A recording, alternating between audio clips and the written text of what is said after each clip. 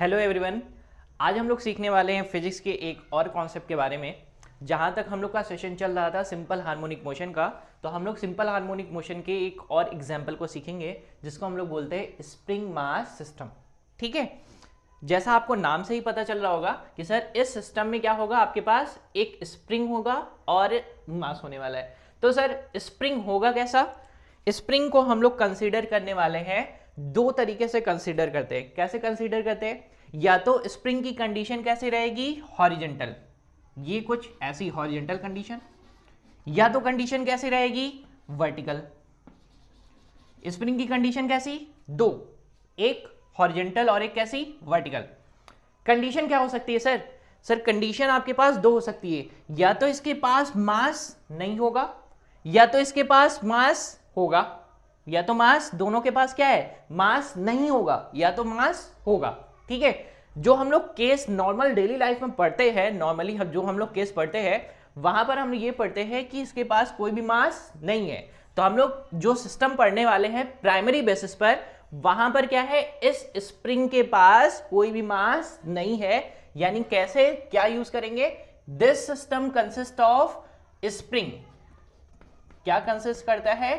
Spring. कैसी है? Massless,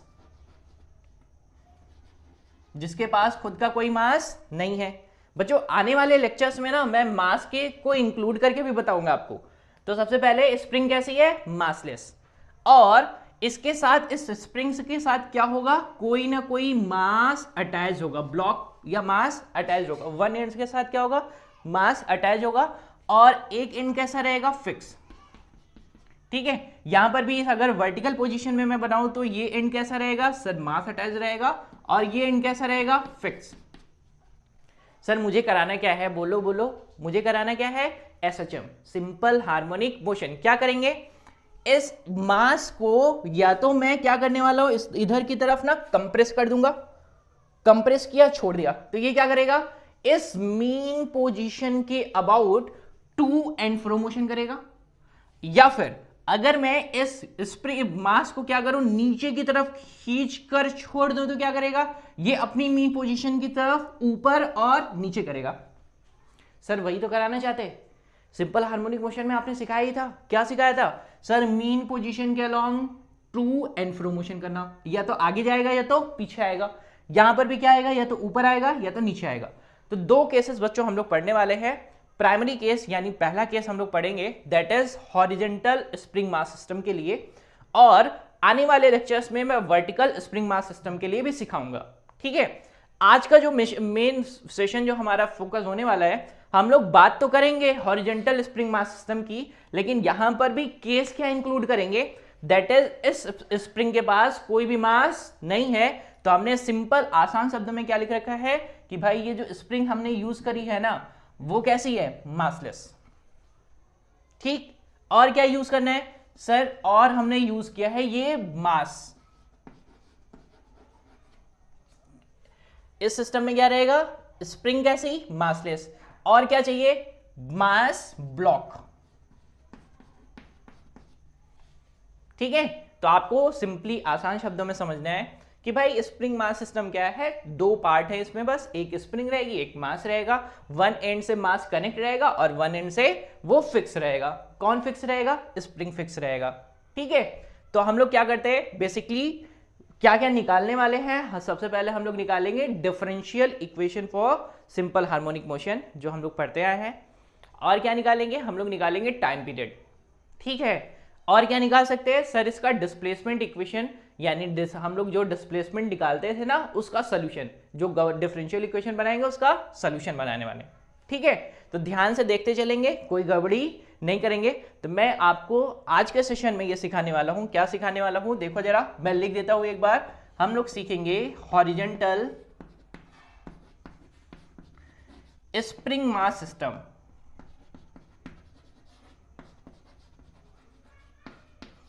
क्या सीखेंगे बच्चों, हॉरिजॉन्टल स्प्रिंग मास सिस्टम। और इसमें भी कंडीशन क्या रहेगी, कंडीशन रहेगी स्प्रिंग जो हम यूज करेंगे वो कैसी रहेगी, मासलेस। स्प्रिंग कैसी रहेगी, मासलेस। ठीक है, तो आज का सेशन जो हमारा मेन फोकस है किस पर, that is horizontal spring mass system पर, जिसमें स्प्रिंग कैसे यूज करेंगे, मासलेस। मैं बनाता हूं, फटाफट ड्रॉ करता हूं और एसएचएम की सारी कंडीशन को बताता हूं आपके पास। तो हम लोगों ने सबसे पहले क्या कंसीडर किया, सबसे पहले लिया है एक स्प्रिंग, ठीक है। तो मैंने बना दिया है ये एक स्प्रिंग, ठीक। इसके एक एंड से अटैच कर दिया है एक मास। जिस मास को मैंने प्लेस किया है हॉरिजेंटल फ्रिक्शनलेस सरफेस, इस सरफेस पर, यानी ये ब्लॉक आगे पीछे जा सकता है जहां पर कोई भी फ्रिक्शन अवेलेबल नहीं है, याद रखिएगा ध्यान से।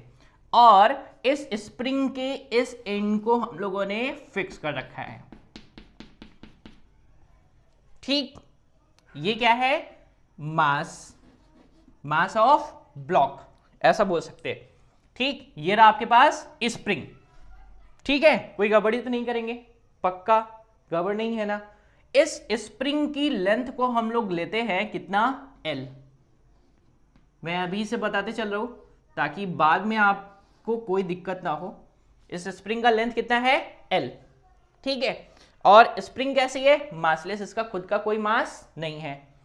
करने क्या वाले हैं सर, अभी ये मीन पोजीशन पर है यहां पर, तो इसके ऊपर कोई भी फोर्स नहीं लग रहा, यानी F कितना, 0, कोई भी फोर्स अप्लाई नहीं कर रहा हमने, ठीक है। अब सपोज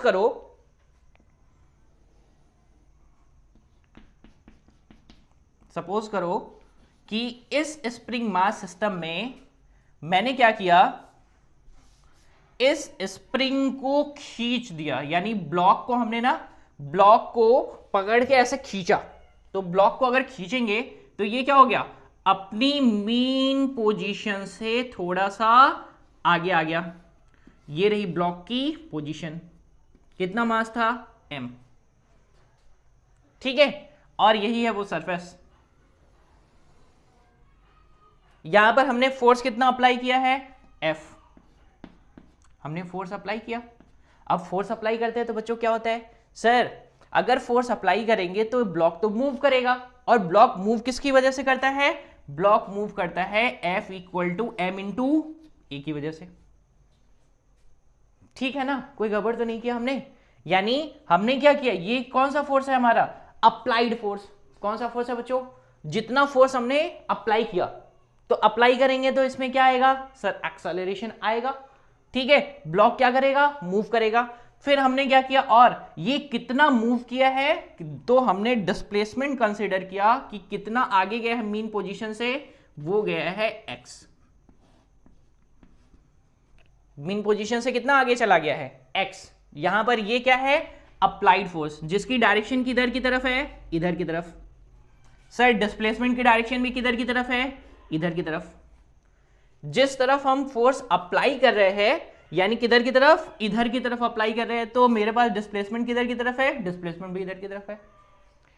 अब कंडीशन क्या होगी, सर सपोज करो कि आपने यहां तक फोर्स लगाया फिर छोड़ दिया, एक्सट्रीम पोजीशन खींच के ले गए, छोड़ दिए, क्या हो जाएगा।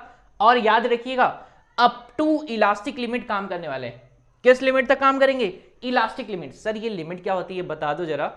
आपको इलास्टिक लिमिट सिंपली समझना है कि अगर मैं किसी भी ऑब्जेक्ट पर हम लोग क्या करें, फोर्स अप्लाई करें, और after removal of the force को रिमूव करने के बाद वो ऑब्जेक्ट अपनी ओरिजिनल स्टेट में आ जाए, तो उसी को हम लोग बोलते हैं इलास्टिसिटी। क्या बोलते हैं, इलास्टिसिटी। और उस मैक्सिमम लिमिट तक जहां तक वो इस बियरिंग कैपेसिटी को रखता है, उसी को हम लोग बोलते हैं इलास्टिक लिमिट। और इलास्टिक लिमिट आ जाएगा तो क्या आएगा बच्चों, हुक्स लॉ। क्या आएगा, Hooke's law. Sir Hooke's law क्या होता है, हुक्स लॉ हमें इलास्टिक लिमिट में बताता है कि भाई कितना तक कोई भी, जैसे ये स्प्रिंग की बात कर रहे हैं ना, कितना वो एक्सटेंड होने वाला है। आसान शब्दों में समझ के रखेंगे, मैं अभी लिखूंगा भी कि स्प्रिंग हुक्स लॉ क्या है, ध्यान से समझेंगे। और एक चीज और मैं आपको बताऊंगा कि रीस्टोरिंग फोर्स क्या है, ठीक है। तो अभी देखते चलो बस। अगर मैं इसको खींच के लेके जा रहा हूं ना, तो स्प्रिंग क्या करेगा, छोड़ देगा क्या, नहीं ना। क्या करेगा, एब्जॉर्ब करेगा, यानी रीस्टोर करेगा। क्या रिस्टोर करेगा? Restoring force. फोर्स को क्या करेगा? रिस्टोर। सर आप मेरे ऊपर फोर्स लगा रहे हो तो क्या मैं छोड़ दूंगा क्या? अप्लाइड फोर्स यानी न्यूटन सर का थर्ड लॉ क्या कहता था? Every action is equal and opposite reaction. यानी अगर इसको खींचा जा रहा है तो रिस्टोर किस में हो रहा है? इसमें। और अगर इसकी डायरेक्शन कुछ इधर की तरफ है, इधर की तरफ है, तो रिस्टोर किस डायरेक्शन में होगा? इसके जस्ट अपोजिट। इसके जस्ट अपोजिट। यानी जैसे ही यहां से छोड़ा गया तो मास किधर आएगा? सर इधर की तरफ आने की कोशिश करेगा, यानी मीन पोजीशन की तरफ आने की कोशिश करेगा। लेकिन पता क्या लगा? सर मीन पोजीशन तक तो पहुंचे, लेकिन वो इनर्शिया की वजह से, अब इनर्शिया क्या है सर? द प्रॉपर्टी या that property by which a body क्या करेगी? अगर वो रस में है तो रस में रहेगी, मोशन में तो मोशन में। अब ये ब्लॉक अगर मोशन में था तो ये यहां पे रुकने वाला है क्या मीन पोजीशन पर? बिल्कुल नहीं। तो क्या करेगा? ये इसको क्रॉस करके चलाएगा कुछ इस तरफ, यानी इसकी नेक्स्ट पोजीशन क्या हो जाएगी? देखो जरा, नेक्स्ट पोजीशन हो जाएगी क्या? सर अब ये स्प्रिंग हो गई है कंप्रेस, और कंप्रेस होकर ब्लॉक कहां पर आ गया है? कुछ यहां पर। ठीक, ब्लॉक कहां पर आ गया? कुछ यहां पर आ गया। सर ये कितना कंप्रेस हुआ? वो भी कंप्रेस हुआ है x। कितना कंप्रेस हुआ? सर x कंप्रेस हो गया। अब बात समझ में आई? कुछ गड़बड़ तो नहीं करेंगे ना? यानी हमने सबसे पहले क्या किया था? सर मीन पोजीशन पर ब्लॉक पड़ा था, कोई भी मोशन नहीं कर रहा था। हमने क्या करा? कुछ फोर्स अप्लाई किया। सर अप्लाई फोर्स करेंगे कितना? Sir F equal to m a, move करा रहे थे उसको। अप्लाइड फोर्स होगा क्या? सर ये स्प्रिंग ना रिस्टोर कर रहा था, अब रिस्टोर करेगा तो रिस्टोरिंग फोर्स आएगा। रिस्टोरिंग फोर्स की वजह से क्या आ जाएगा? जैसे ही हमने इसको छोड़ा ये क्या आएगा? अपनी ओरिजिनल स्टेट में आने की कोशिश करेगा। Sir by virtue of inertia, inertia की वजह से अगर वो मोशन में आया था तो रुकेगा क्या? नहीं, मीन पोजीशन को क्रॉस करके चलाया। पहले स्प्रिंग में क्या हुआ था? इलोंगेशन। अब क्या हो गया? कंप्रेशन। यानी स्प्रिंग क्या हो गई? और कंप्रेस हो गई। पहले कितना डिस्प्लेसमेंट हुआ था? Sir x। बाद में कितना डिस्प्लेसमेंट हुआ? x। यानी x का इलोंगेशन हुआ था और x का ही कंप्रेशन। यानी अगर यहां से इस आगे की तरफ गया है उतना ही कैसे आएगा? पीछे की तरफ। तो ये मीन पोजीशन के अलोंग मास क्या करेगा? ऑक्सीलेट करेगा। सर यही तो कराना था, SHM यही तो है, यानी simple harmonic motion. It's a to and fro, यानी आगे जाएगा मास और पीछे आएगा। किससे? मीन पोजीशन से। ठीक है बच्चों, डिस्प्लेसमेंट कितना है? x। सर ये बताइए आपने फोर्स कितना अप्लाई किया था? F equal to m into a. Applied force कितना है? ये रहा। सर रीस्टोरिंग कैसे मिलेगा? रीस्टोरिंग हम लोग निकालेंगे हुक्स लॉ से। सर हुक्स लॉ क्या होता है वो बताइए जरा। तो हुक्स लॉ के अकॉर्डिंग हम लोग क्या बताया करते थे? That is restoring force is directly proportional to what? Directly proportional to displacement. जो भी रीस्टोरिंग फोर्स होगा किसके प्रोपोर्शनल होगा? डिस्प्लेसमेंट के प्रोपोर्शनल होगा। ठीक है ना? उससे कैसे मिल जाएगा? क्या मिल जाएगा? Restoring force. तो हमें क्या करना है? सिंपली न्यूटन सर का थर्ड लॉ लगाना है। क्या है? Every action is equal and opposite reaction. जितना फोर्स अप्लाई किए हैं उतना ही क्या होगा? रिस्टोर होगा। ठीक, तो अगर मैं यहां से बोलूं कि अगर मैं यहां से F इधर लगा रहा हूं और मूल रिस्टोरिंग इधर की तरफ मिल रहा है तो आप आसानी से दोनों को सेपरेट भी कर सकते हैं। तो मैं क्या करने वाला हूं? सिंपली सबसे पहले निकालने वाला हूं अप्लाइड फोर्स कितना है, फिर मैं निकालने वाला हूं कि रिस्टोरिंग फोर्स कितना है, और दोनों को क्या करूंगा? इक्वेट कर दूंगा। देखिएगा बहुत ध्यान से। तो मैं एक काम करता हूं ना, इसको हटा देता हूं यहां से। देखो फटाफट देखेंगे। तो सबसे पहले लिखेंगे अप्लाइड फोर्स। देखिए जरा,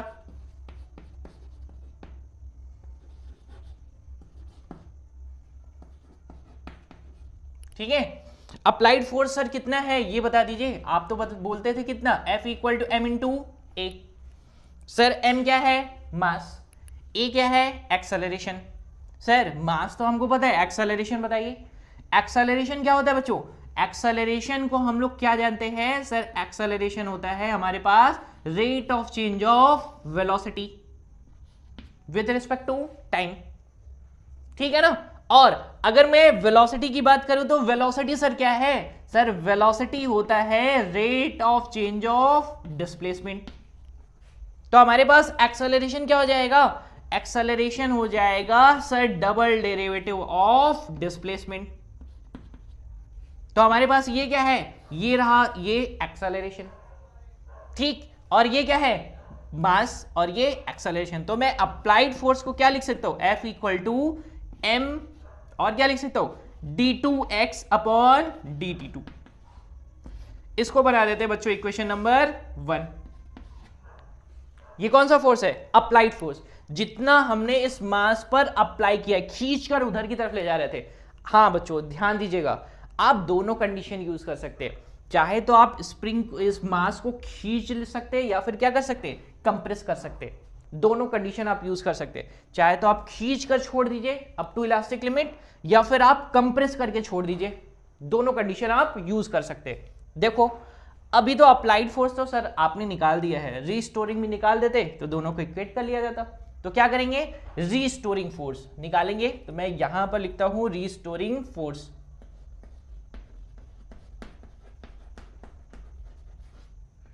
और रीस्टोरिंग फोर्स सर हम लोग किससे निकालते थे, by Hooke's law, by Hooke's law. ठीक है, क्या लिखते थे सर, ये जो रीस्टोरिंग फोर्स है, restoring force is directly proportional to displacement. Restoring force किसके डायरेक्टली प्रोपोर्शनल होता है, सर डिस्प्लेसमेंट के। अब बताइए आप लोग मुझे, अगर डिस्प्लेसमेंट का डायरेक्शन ये है और रीस्टोरिंग फोर्स का डायरेक्शन जस्ट अपोजिट है, तो हम लोग क्या यूज किया करते थे, हम लोग यूज किया करते थे, एक को पॉजिटिव ट्रीट किया करते थे, एक को निगेटिव। तो मैं ऐसा बोलूंगा कि रीस्टोरिंग फोर्स क्या मिल जाएगा मुझे मिल जाएगा that is negative of displacement.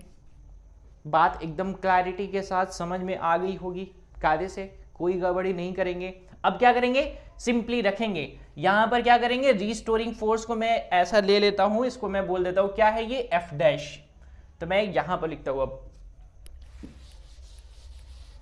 Restoring force को कितना लिख दूंगा, एफ डैश। तो मैंने लिखा restoring force F dash is directly proportional to minus of x. क्या करेंगे, प्रोपोर्शनैलिटी हटाएंगे, तो क्या लगाएंगे, F dash equal to what, minus k x. Sir k को क्या बोलते हैं, के को बोलते हैं, बोलो बच्चों क्या बोलेंगे, फोर्स कांस्टेंट, या फिर बोलते हैं स्टिफनेस कांस्टेंट।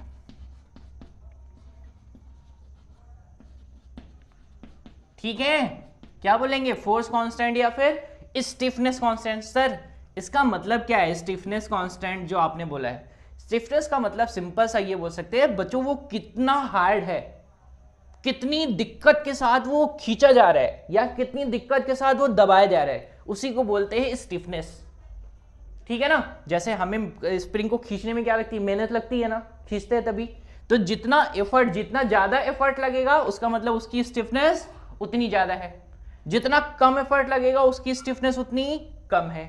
तो मैं उसको क्या बोलता हूं, के को क्या बोलते हैं, या तो फोर्स कांस्टेंट बोलते हैं या फिर क्या बोलते हैं, स्टिफनेस कांस्टेंट। बहुत सारी जगह पर हम लोग इसको स्प्रिंग कांस्टेंट भी बोला करते हैं।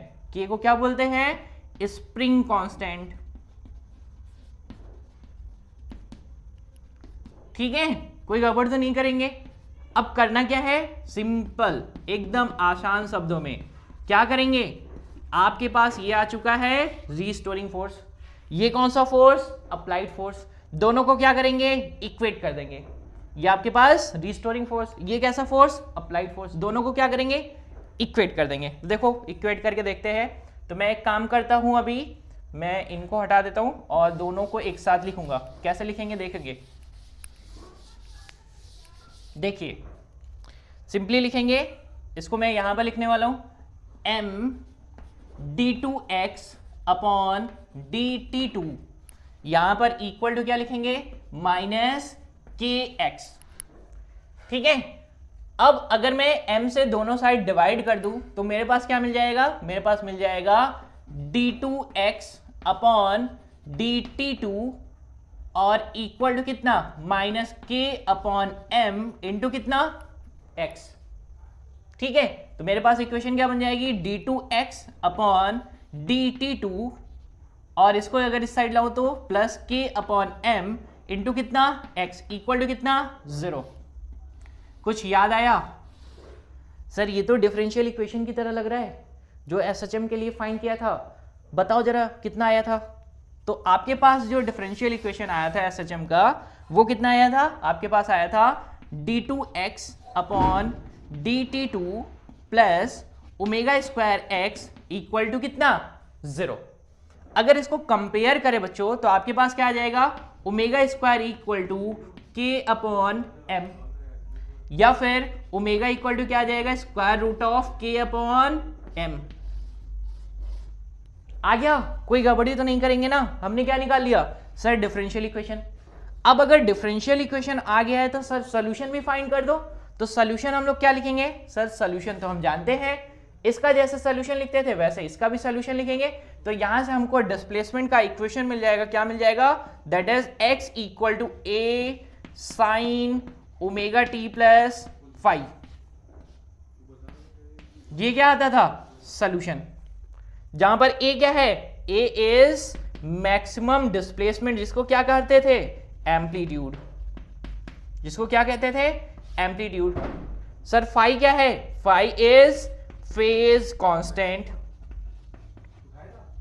या फिर क्या बोलते थे? Initial phase. ठीक है, कोई गड़बड़ नहीं करेंगे ना? हमने क्या फाइंड कर लिया? Differential equation. और क्या फाइंड कर लिया? ओमेगा। ओमेगा क्या है? Angular velocity. ठीक है ना? गड़बड़ तो नहीं करेंगे। अब ओमेगा आ चुका है तो सर टाइम पीरियड तो आसानी से कैलकुलेट कर सकते हैं। क्या कैलकुलेट कर सकते? Time period. तो मैं यहां पर लिख रहा हूं टाइम पीरियड। देखो यहां पर आपको क्या मिल जाएगा? Time period. और टाइम पीरियड का फॉर्मूला आप बताएंगे, टी इक्वल टू कितना हुआ करता था? 2 पाई अपॉन ओमेगा।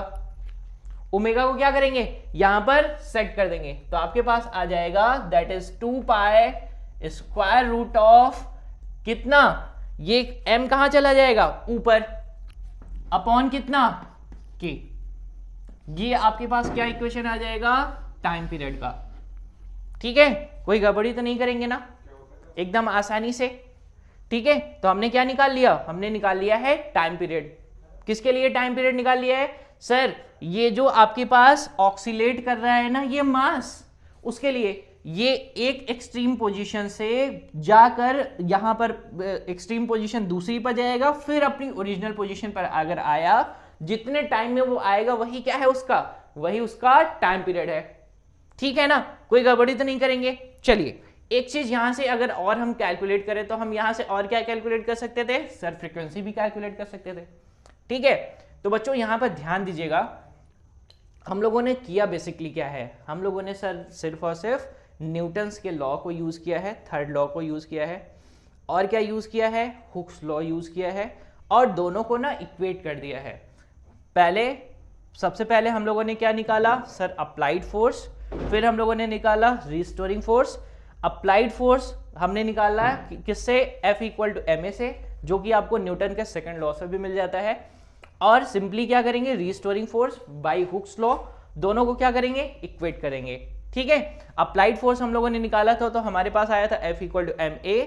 ए की जगह पर आप सिंपली पुट करेंगे एक्सेलरेशन का वैल्यू, और एक्सेलरेशन हम लोगों ने निकाला था डबल डेरिवेटिव ऑफ डिस्प्लेसमेंट। ठीक है, अब क्या करेंगे? सिंपली उसको हम लोग को रिस्टोरिंग फोर्स से इक्वेट करना था, इक्वेट कर दिया। जहां पर के को हम लोग बोलते थे स्टिफनेस कांस्टेंट, फोर्स कांस्टेंट, या फिर स्प्रिंग कांस्टेंट, और वहां से हमको मिल गया था डिफरेंशियल इक्वेशन। इस डिफरेंशियल इक्वेशन को हम लोगों ने कंपेयर किया था एसएचएम की इक्वेशन से।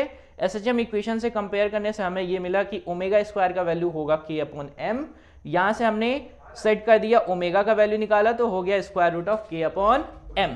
और अगर इसका सोल्यूशन अगर हम पता करें तो सोल्यूशन क्या हो जाएगा? a sine omega t plus five. क्या हो जाएगा? a sine omega t plus five. ये हमारे पास इसका सोल्यूशन आ गया है।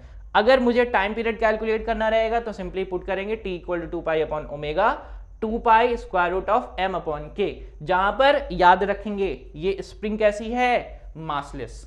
ठीक है बच्चों, मैं उम्मीद करता हूं आपको बहुत अच्छी तरीके से समझ में आया। और अगर आपका कोई फर्दर क्वेरी होता है तो प्लीज आप बताइएगा।